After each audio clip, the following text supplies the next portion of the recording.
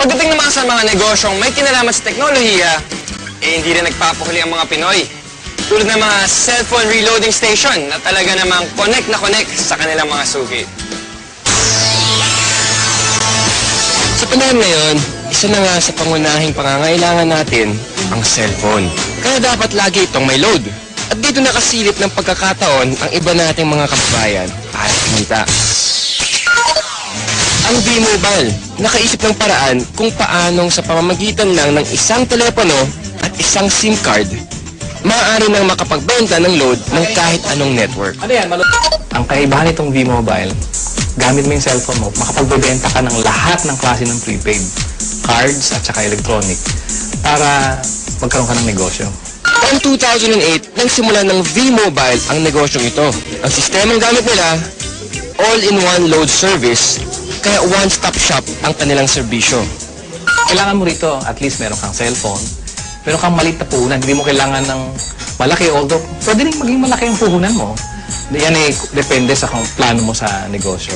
Kung gumagamit ka ng internet, napakasimple lang gagawin mo. Punta ka sa aming www.loadextreme.ph. Tapos pag nakita mo na itong website nito, dibawa yung online loading, kiklik mo, lalabas dyan yung aming dialog box. I-enter mo yung account mo, papasok mo.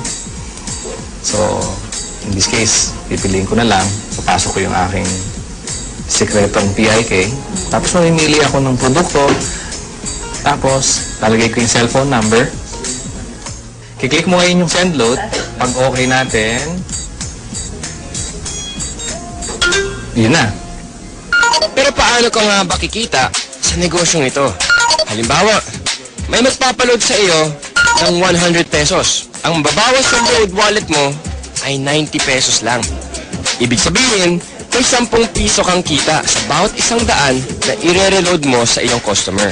Kung kumikita ka ng 100 pesos kada araw sa pagre-reload, sa loob ng isang buwan, may kita kang 3,000 piso.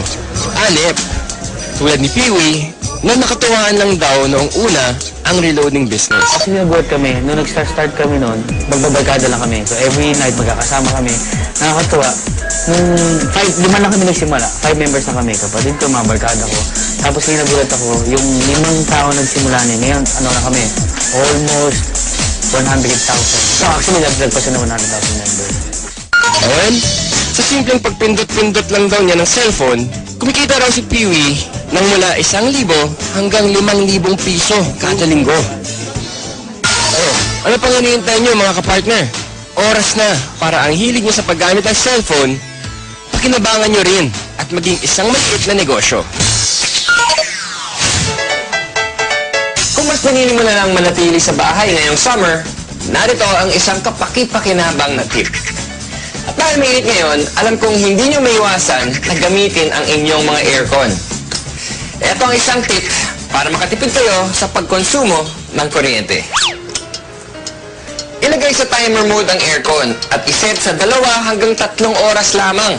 Pagkatapos nito, buksan ang ventilador para mapanatili ang lamig ng kwarto. May-enjoy mo na ang lamig, makakatipid ka pa. O diba? Pwede naman eh. Kaya mga kapartner, tandaan, dapat maging wais all the time.